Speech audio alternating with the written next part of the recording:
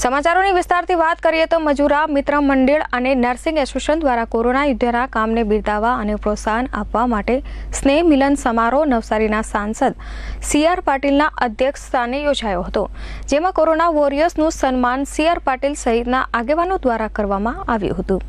નવી સિવિલ ખાતે મજૂરા મિત્ર મંડળ અને નર્સિંગ એસોસિએશન દ્વારા આયોજિત દીપાવલી અને નવા વર્ષના સ્નેહ મિલન અને કોરોના વોરિયર્સનો સન્માન સમારોહ યોજાયો હતો।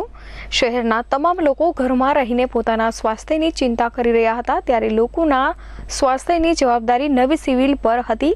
એવા કપરા સમયે પોતાના જીવની પરવા કર્યા વગર સિવિલના તબીબો, નર્સો, સફાઈ કર્મચારી રાત દિવસ પોતાની નિસ્વાર્થ ભાવે સેવા આપી છે। પોતાના ઘરથી દૂર રહીને કોરોના દર્દીઓની સેવા કરી છે।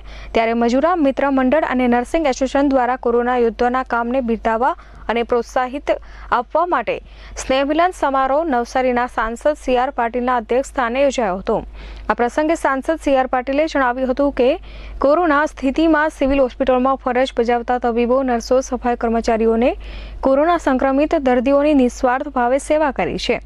8 કલાક PPE કીટ પહેરી દર્દી કરતાં પોતે વધુ તકલીફોનો સામનો કરી પોતાનું યોગદાન આપ્યું છે। પહેલા સિવિલના નામથી લોકોને ડર લાગતો, પરંતુ સિવિલના સ્ટાફે લોકોના ડર દૂર કરી સિવિલમાં સારવાર માટે પ્રેરણા આપી છે।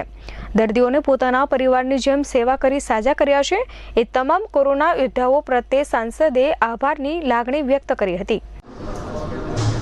દિવાળી એ આપણા દેશમાં તમામ લોકો માટે, તમામ વ્યક્તિઓ આ તહેવારની રાહ જોતી હોય છે। દિવાળી આવે એટલે દિવાળી પછી નવું કામ શરૂ કરીશું। દિવાળી આવે એટલે બહેનો દિવાળી પહેલાં સાફ સફાઈનું કામ કરીને ઘરને સ્વચ્છ કરે છે। દિવાળી આવે ત્યાર પછી નવા ઉદ્યોગકારો નવો ઉદ્યોગ ચાલુ કરવાનો પ્રયત્ન કરે છે।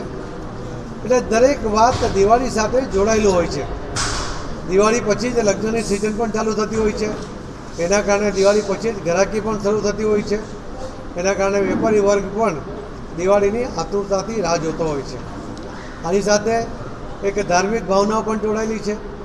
વાઘ બારસથી શરૂ થતો આ તહેવાર ધનતેરસના દિવસે ધનની પૂજા કરે, કાળી ચૌદસ, દિવાળી, નવું વર્ષ, ભાઈબીજ, આ સતત ચાલતો 5 દિવસના તહેવાર એ આખા દેશની અંદર એક ઉમંગ પાથરે છે, એક ઉત્સાહ સૌનો વધારે છે।